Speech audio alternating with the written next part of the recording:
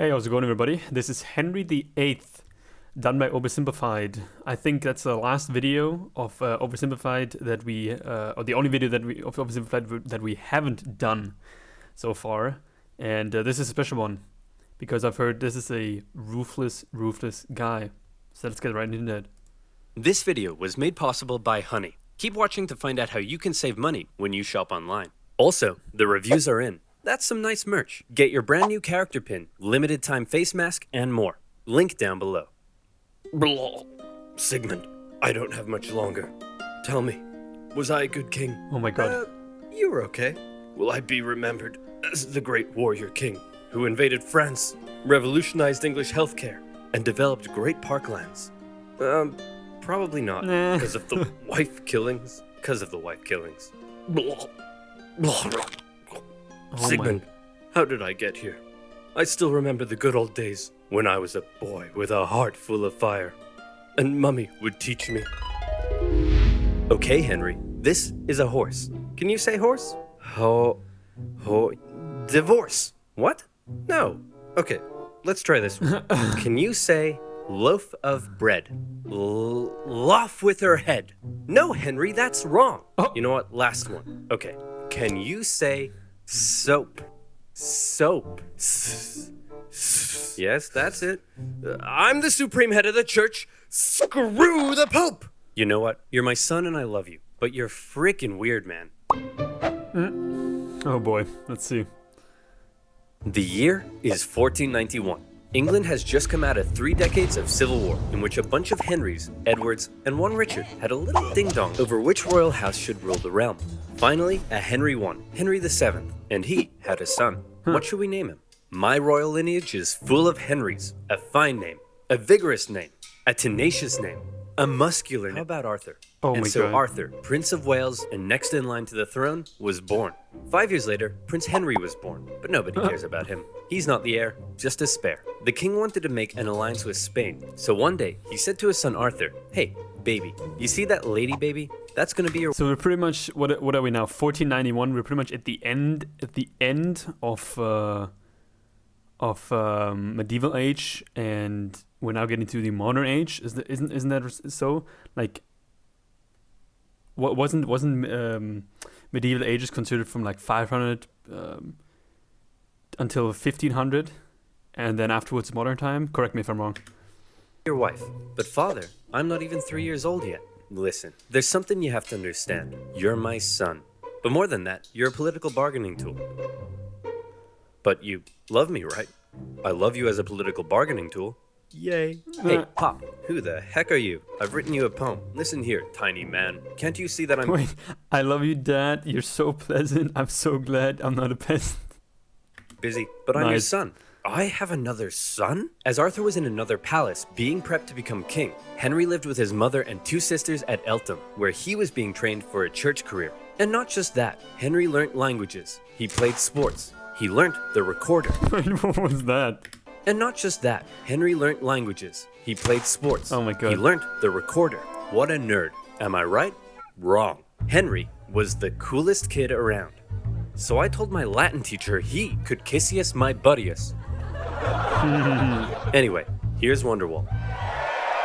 Great scholars and theologians from across Europe came to meet and teach the young Prince Henry, who by all accounts was a very enlightened, bright and charming young boy. Everybody loved Henry, and out of everything Henry was taught, more than anything, he came to adore and respect theology and Catholicism. Oh. One of Henry's tutors was English poet laureate John Skelton, who wrote a textbook for Henry that we still have today. In it, he wrote a number of important lessons for the young prince, such as, do not be mean, loathe gluttony, and do not violate widows. Important lessons for any 9-year-old boy. John, I'm 9. I assure you I'm not violating any windows.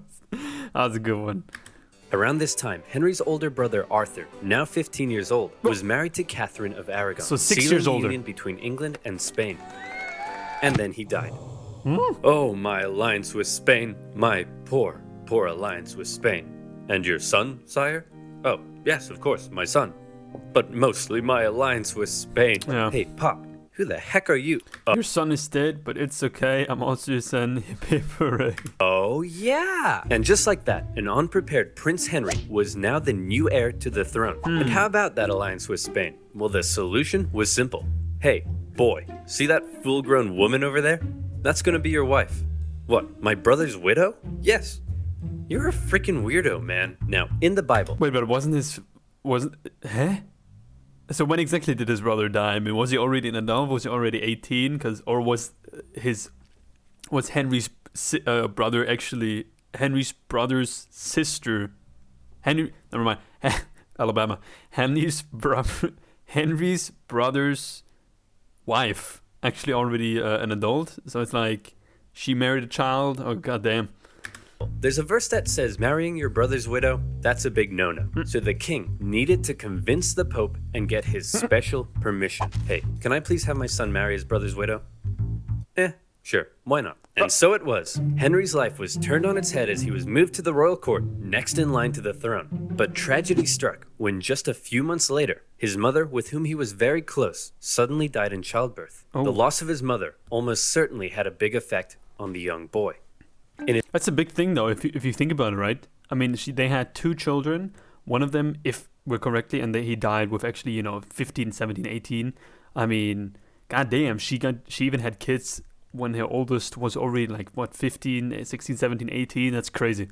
In his older years, King Henry VII went on a bit of a paranoid trip. As was normal for a king at the time, Henry VII had to quell a number of rebellions, and as he aged, he became ever more suspicious of the nobility around him. To keep them in check, he began levying huge, ruinous fines, left, right, and center. What? Dukes, bishops, barons, even his own mother.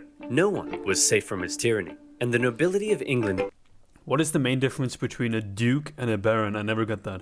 ...began to suffer. So when Henry VII finally got sick and died just after Christmas 1508, there was a lot of celebration. Not only because the tyrannical Henry VII was gone, but because his replacement was the ever-popular, charming, and handsome 18-year-old King Henry VIII. Oh my God. Henry married Catherine of Aragon in June 1509. You may be wondering, if it's so weird to marry your brother's widow, and since he's now king, couldn't Henry just decide not to? Well, yes, he could, but by now, Henry wanted to.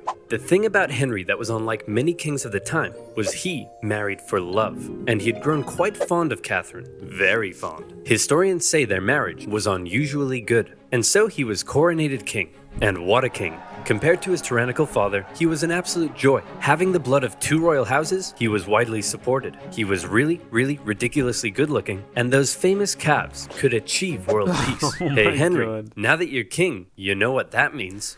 Costume party! Henry pranced around the palace playing dress up with his friends. He wrote plays. He sang songs. He danced. A true Renaissance man, very different from the gluttonous wife killer we think of today. In his early reign, people from near and far would come to ask favors of the generous king. Hey man, could I gain ownership of some land near Upton Snodsbury? Sure thing, pal. Hey, could I be an earl or a baron or a viscount or something? Anything you want, man. Could I get, just a really cool pig that has, freaking metal wings and 8 legs and shoots flippin' lasers and it can grow more pigs out of it for extra pigs? Say no more. Hey, guys, I was just checking up on the financial report and what the hell?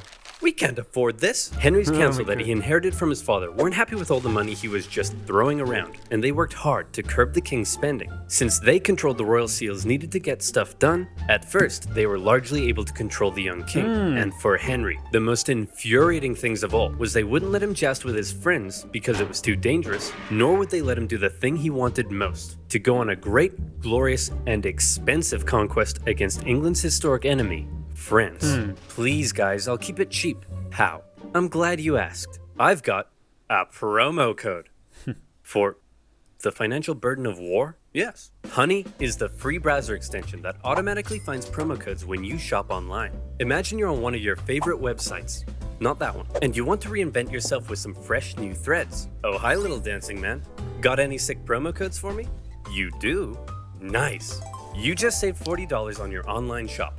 You rockstar. Honey supports over 30,000 online stores if you're and has interested, already helped definitely go check OverSimplified it out. viewers save over It's the least we can do for watching his stuff. $87,000. That's a lot of moolah. Not having Honey is literally saying no to free money like a crazy person. It's free, finds coupons with one click, and it's now part of the Venmo and PayPal family. So you know it's legit. Get honey for free at joinhoney.com/oversimplified. That's joinhoney.com/oversimplified. And you'll also be supporting my channel. So thank you. Now, where were we? Yeah, back to the killing. Sexy calves, excessive spending, and war with France. Henry wanted glory. He wanted to go down in history. If he didn't go to war in France, was he even the King of England? Man, I want to go to war so bad, but the council won't let me. Hey, maybe I can help with that. Whoa, it's Cardinal Wolsey, one of my best friends. Despite being an old-ass man, Cardinal Wolsey knew that if he helped King Henry, there'd likely be something in it for him. So what was his great, intricate plan to curb the council's power? You're the king, dum-dum. You can do whatever you want. What? Wolsey began writing bills that simply didn't require the seals, and thus Henry was back on top. What? For his efforts, Wolsey began to climb the ranks, and he became something of a yes man for King Henry, encouraging Henry to frolic and play while Wolsey took care of business. Hey, kid, you want to go on an adventure? Do I ever? The Pope was at war with... Can you just imagine that you're fucking strolling around, you know, you're having a nice afternoon in the forest or something like that, and all of a sudden the fucking king just like jumps around like a rabbit. Like you see him jump around a rabbit half naked. With France, and he needed some help. He offered the young, impressionable King Henry 100 Parmesan cheeses, some wine, and a golden rose if he came to the Pope's aid, and Henry was all in. At this point in his life, he still respected the church and loved the Pope. And here was the chance for war he had been waiting for. He still didn't have an heir, a fairly big problem for a monarch at the time. But right now, the only kind of smashing he was interested in was smashing French guys in the face. And so off he went. The English already held the French city of Calais. From there, Henry made a glorious victory at the Battle of the Spurs. He took the French cities of Terouanne and Tournai. Word of his victories spread. This was it. Here was the glory he had been waiting for. Back home, his beautiful wife also led armies to victory in Scotland. And better yet, she was pregnant. Soon, Henry would have an heir. All of Henry's wildest dreams were coming true. I mean, but how did they know that it was going to be a boy? True. Oh, he ran out of money. As the French prepared to invade Italy, all Henry could do was go home. Well, at least now I have an heir to cheer me up. Bring me my son. Henry, this is Mary. Mary? That's a funny name for a boy. Henry, it's a girl. This was Catherine's 5th pregnancy. Oh, shit. Pregnancy 1, stillborn. Boy died in infancy. Boy died in infancy. Boy... It's tough shit, and even tougher on the body. God damn. That had not resulted in a male heir. Happy Henry wasn't so happy anymore. That's the thing. You hear in Middle Ages, you hear people having, 5, 6, 7, 8 children or something like that, a regular family. But I mean that more often than not, they've been pregnant twice the amount. So that's crazy. You still haven't given me a male heir. Well, how do you know it's my problem? Maybe it's your problem, Henry. It couldn't be my problem because I've been boinking half your maidstaff and one of them gave me a boy. Sure. Yeah, you know what? Maybe it's my problem.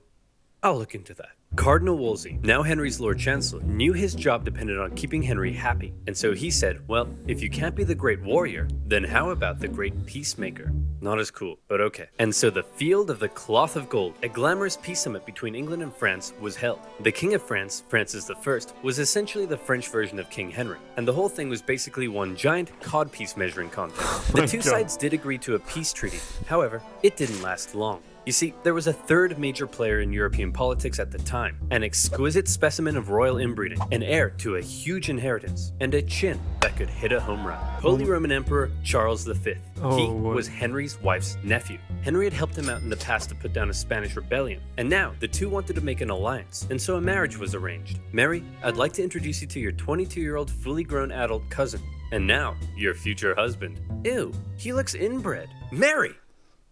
We're all inbred. With their new alliance, Charles and Henry agreed to team up and relaunch a campaign against France. In 1522, the English landed and stormed as far south as Agincourt, but Charles didn't commit significant forces. Whoops, sorry man, not sure what happened. I'll join in next year. The next year, England swept northern France, almost taking Paris. But once again, where was Charles? Oh man, I'm so sorry. I promise, next year, I'll be there. The next year came, and a fed-up Henry decided he was gonna sit this one out. And just as Charles ravaged the French at the Battle of Pavia and captured the French king. Holy crap, dude. Yeah, I totally kicked France's butt. That's great. So, can I have the French throne like we agreed?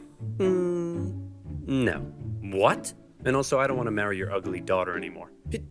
Ugly? Have you seen your chin? Mummy says it's a strong chin for a strong boy. As Henry's alliance with Charles fell apart, Henry knew his days as a warrior were over. This was a problem for Henry, but it was a bigger problem for his wife. Catherine of Aragon had two jobs. The first was to give Henry a male heir, but the second was to maintain an alliance with her relatives in Spain, including her nephew. She had failed, and Henry's sexy eyes began to wander. Home from all his wars, Henry ate up his daily 5,000 calories of meat as an infatuation began to grow for one of his wife's ladies-in-waiting, Anne Boleyn. Beautiful, intelligent, cultured.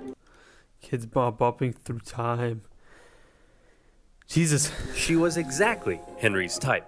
Now, Henry had had dozens of mistresses, including Anne's sister, but Anne didn't want to just be Henry's side chick. She wanted to be his queen. Henry sent dozens of letters, thirsty love poems. In one, he proclaimed that he would like to kiss her pretty duckies. Henry's loins were on fire, but Anne kept him at just the right distance to drive him crazy and push him to find a way to get rid of his current wife. Wolsey, I want a divorce. And as the representative of the Pope here in England, I expect you to sort it out quickly and quietly. I don't want this to turn into a Europe-wide scandal. You got it, Your God, he's just kind of fucking killer. Majesty. Hey, Big Papa! My boy Henry says he wants to divorce his wife. Any chance? To Henry's shock and horror, Wolsey deferred the case back to the Pope in Rome. To make matters worse, after all the wars in Europe, the Pope was currently under the thumb of Charles V. Now everybody knew what was going on, and Henry's divorce trial had become a pawn of greater European politics. For Wolsey, the decision was a disaster. His job was to keep Henry happy, and Henry was very, very unhappy. Nevertheless, the divorce trial began. Henry's case rested upon the Bible verse in Leviticus that claimed marrying I want to see how Charles the Fifth, how did he actually look like? Oh boy. Is it supposed to be Holy Roman Empire? Yeah, he had this man had a strong chin. Right there. Oh boy. Oh boy. Nice haircut, by the way, dude. Oh Jesus. He actually looked like that. God damn. Brother's widow would lead to childlessness, and Henry was certainly having a hard time getting a male heir. He argued that the Pope had got it wrong when he allowed Henry to marry his brother's widow, and that now divorce was the only solution. However, the Pope and Charles V acquired some interesting letters from an unknown source.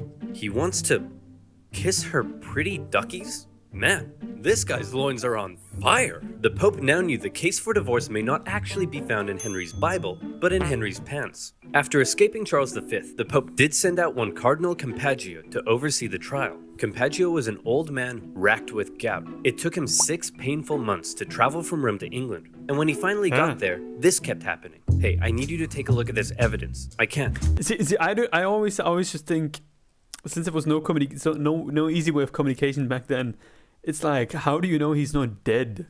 Seriously. I mean, I can't imagine that you have informants in those places all the time, and he was going through enemy territory. How did it even survive? My gout is acting up. Hey, are you ready to take my testimony? I can't. My gout is acting up. Hey, can you please make a decision? I can't. Your gout is acting up. My gout is acting up. Anne Boleyn, with her Protestant views in support of the Reformation, suspected the Pope was just delaying. For 2 whole years, the trial dragged on, and in the end, the Pope simply said, no divorce for you. Oh boy. Henry, the king that had previously defended the Pope militarily from France and intellectually from the reformist ideas of Martin Luther, who had once respected the Pope above all, now found the Pope standing between him and fourth base. Yeah. Your Majesty, what will you do? I'm the king, dum-dum. I can do whatever I want. What? For his failure, Henry removed Wolsey from the court, a decision that was likely influenced by Anne Boleyn, who disliked the cardinal. Having fallen from grace. By the way, nothing of this, even though we've discussed... honestly, in German history class, we haven't discussed Middle Ages too much. I mean, we talked about Martin Luther King, Luther, but actually, let me see. Luther, what else do we? 14, 1521. Is that actually it? Yeah, Martin Luther. Actually, but this was right at the end, right at the end of the Middle Ages, if I'm correct. Yeah, we didn't. All of this, what is showing right here, is not really being taught in German history class. Actually, I can't remember that we've ever talked about Henry. Seriously, yeah. I don't think so. Was it different with you?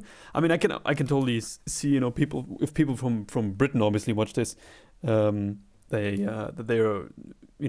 learn about it, but from anywhere else in Europe, okay, maybe from Spain, France, but even then, it's like, I mean, he didn't mention Germany once, so I'm not surprised. Brace, and with potential charges of treason over his head, Wolsey died of illness a year later. Then, Henry set about removing England from the influence of the Pope. Hey, if you do that, I'll excommunicate you. Who cares, man? Oh no, apathy. My weakness. Henry gathered theologians and scholars together to help him make his case against the Pope. Together, they argued to the people of England that the Pope's rule over the church was basically a takeover of what had once been a self-governing, national English church. And if that sounds familiar, some historians do believe this moment may have laid the foundations for English Euroscepticism. That's right, Brexit may have been influenced by Henry's explosive loins. By and large, the people gave Henry their support, and those that didn't were going to be in for a rough time. But for now, Henry assumed the role of supreme head of the English church, and his next divorce trial was a foregone conclusion. Catherine of Aragon was Aragon, and Anne Boleyn was in. Alright, I've upended the entire country to be with you, so you'd better give me a son, okay? Now, did you get my letter about the duckies? Having finally married the girl of his dreams, it was... Turns out she's probably infertile, so she can't get any children. Party time for Henry, and what a party. Life in the Tudor court was non-stop. Huge banquets, with each person eating on average 5,000 calories a day. What? And no vegetables. Those are for poor people. Rich people ate meat. And so you know what else is for rich people? Constipation. But don't let that stop the party. The toilets are communal. And Henry himself was the center of everything. Oh he my ate God. the best food. He had 1,200 pairs of shoes. He didn't even have to wipe his own bum-bum. Life was great. Everyone, I give you your majesty, King Henry VIII. But how did they pay for it all? Well, influenced by his fairly Protestant new wife, since Henry had overturned the organization of the church, this is how they paid for it. Oh my goodness, how awful. Selling fake fragments of the cross? Vials of Jesus' blood that you got from a duck? Using religion in this way? This is terrible. I must confiscate all this money at once. Yes, how awful. I must take all of this away immediately. Monasteries across the nation were dissolved and their riches placed in the royal coffers. Obviously, many people weren't too happy about this, but Henry had a plan for that as well. Shit. Henry's descent into tyranny had begun, as any who rejected his new claim as supreme head of the English church found their heads on the chopping block. And so Henry partied. He danced, he sang, he ate, he jousted. Wait, he did? Be me. Love gluttony. Violate widows.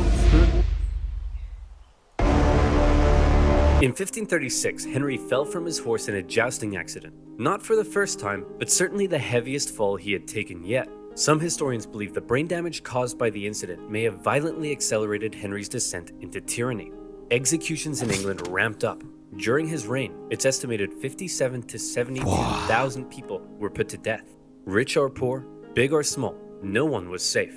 And the most prominent victim of all was to be Henry's own wife. It had been 3 years since their marriage. Anne had been pregnant 4 times, yet she had only been able to produce 1 healthy child. So basically the entire time, literally the entire time she was pregnant. As soon as she had a kid, they got back at it again. A girl. What's more, it's possible she had been going around insulting Henry's manhood. Henry's eyes, once again, began to wander. His new top man, Thomas Cromwell, didn't want to end up like Cardinal Wolsey, and so he came up with a plan. There was a court musician who had been quite flirtatious in public with the Queen. Well, Thomas Cromwell and his boys got a forced confession out of him, saying that it didn't stop at innocent flirtation, and the charges came rolling in. Listen, Anne, we need to talk. Oh no, you're gonna divorce me, aren't you? Just like your last wife. Aw, no, come here, shh, no. No, he's gonna kill you. I'm not gonna divorce you. It's much worse than that. Anne was charged with adultery, perversion, even incest, and plotting to kill the king himself. The jury found her guilty, including her own uncle and ex-fiancé, both fearing the wrath of the king. And on May 19th, 1536, Anne Boleyn was Anne Boleyn. Literally the next day, Henry married one of Anne's ladies-in-waiting, Jane Seymour, his third wife. After Anne had smack-talked his manhood, and since he still had no male heir, Henry went on a campaign to ensure the public knew he was as virile as it gets. He had this famous portrait painted of the manliest man I've ever seen. Oh my god.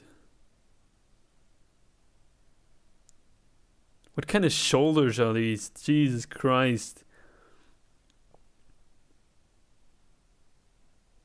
Oh my god. I mean, incredible painting. I'm always surprised at how good they were back then with the, painting shit, but Jesus Christ. Horrible. And later, he would even have his physician make a declaration about his health. King Henry is a fine specimen of a man, and please don't make me say this. Say it. And every time I look at him, I wish I was a woman. The truth is, after his jousting accident, the king had badly injured his leg and was no longer very active, yet he was still eating his daily 5,000 calories. So by now, Henry was extremely unhealthy. For the remainder of his life, he would incur a number of illnesses, and his injured leg ulcers would ooze stinking pus. A fine specimen of a man indeed. On the church front, Henry's new and now pregnant wife was a devout Catholic, and she pleaded. Can you imagine? Being his wife, yeah, that must have been fun, having such an attractive man, such a handsome dude who fucking you have to do the dirty with. With the king to reinstate the monasteries. Henry was sick of wives meddling in his business, and he bluntly warned her to remember what happened to Anne Boleyn. Since splitting with the Pope, Henry had been hard at work determining the theology of his new Church of England. It kept many Catholic traditions, while on the other hand embracing some reformist ideas, such as requiring the use of a new Bible not in Latin, but in English. The cover of Henry's new Bible depicted the people appearing to worship a giant King Henry. And in the corner, there's some people being put to death, just for good measure. For any who opposed Henry's ideas, whether Catholic or Protestant, for any who rebelled against him, it would be off with their heads. In October 1537, Henry finally got what he had been waiting for. His wife Jane gave birth to a healthy boy. However, the triumph soon turned to tragedy, as Jane Seymour died days later from complications during the birth. I was going to say, so by the way, Henry was actually quite a tall dude. He was 6'3", 188, 6'3". Jesus. He was born in 1491 and he died in 1547, so he got 56 years old. Oh, jeez. Henry mourned Jane, the woman who had given him a son, for 2 years. Your Majesty, it's time to choose your next wife. Thomas! Not now! Can't you see I'm in mourning?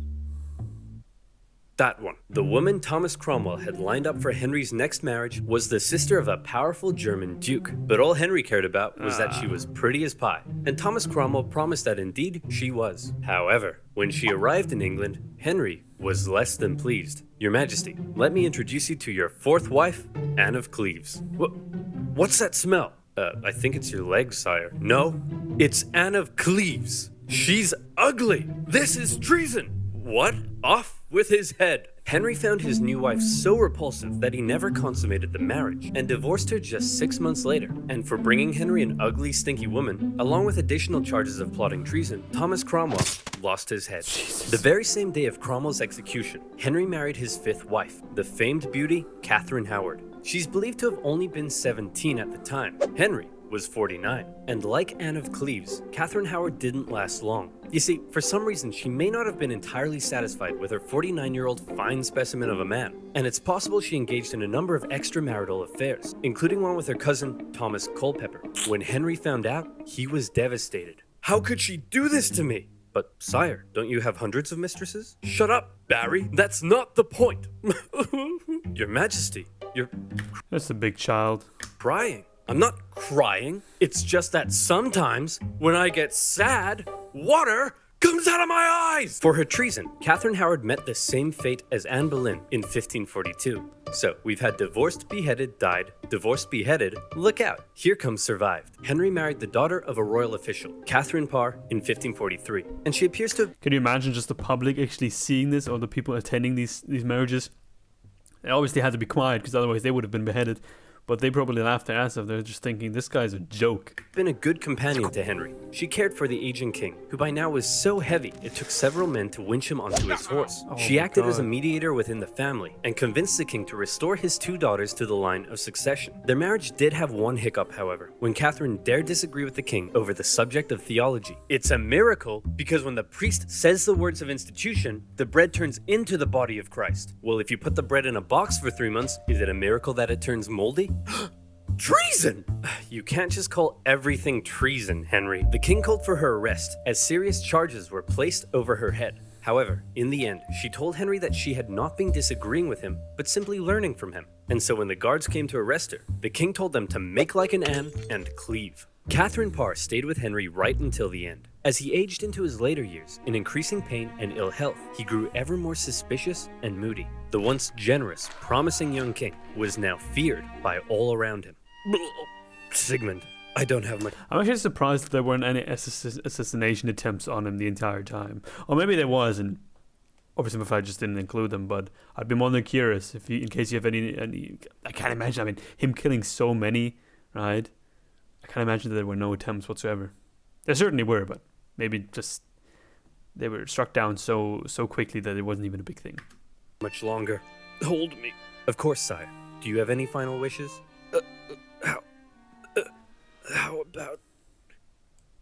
How about one last conquest in France? And so in 1544, Henry made for Calais. The pesky French had been supporting the Scottish in their ongoing wars with England, and they also owed Henry some money. So the extremely unhealthy king personally led a siege against the French city of Boulogne. The English dug tunnels under the castle, and on the 13th of September, the French surrendered. A glorious victory for Henry. In actuality, the whole misadventure nearly bankrupted England, and they ended up giving Boulogne back to the French a few years later. Oh, Jesus. But shh, don't tell Henry. He's having his moment. Finally, in 1547, a 55-year-old Henry, lapsing in and out of consciousness, passed away.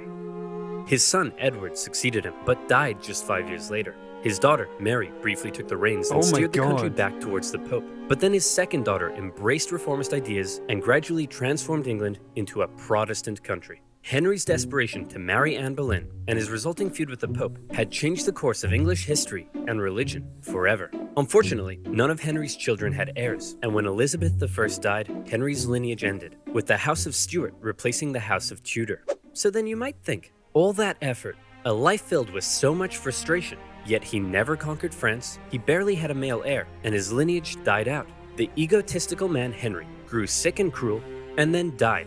So why are we all so fascinated with King Henry VIII? Why not Henry II or IV? Well, without mentioning the many important things his reign did achieve, one of his biggest goals was to go down in history, and you can put a big green check beside that one. Because everything he did, and how he asserted his control and authority over everyone around him, has come to be viewed as the epitome of the word king. And also because of the wife killings? Yeah, definitely the wife killings. Jesus Christ. Unbelievable, dude. Can you fucking imagine? Holy shit. I'm looking at old pictures of him right now. You can find on Google. I mean, it's just a... yeah, fine specimen, that's for sure. Jesus Christ. Well, anyway, guys, I hope you enjoyed. If you have anything to say, definitely let me know in the comments. I'd be more than curious what your opinion is on Henry VIII, right? And actually, it would be quite interesting to know how a different, like when his lineage ended, how it was decided, who else got put in charge, you know? That would be very interesting. Guys, don't forget to like, comment, and subscribe. And if there's anything else you would like me to react to, definitely put the name of the video down in the description, comments, and I'm going to check it out. Guys, take care, and I'll see you soon. Bye-bye.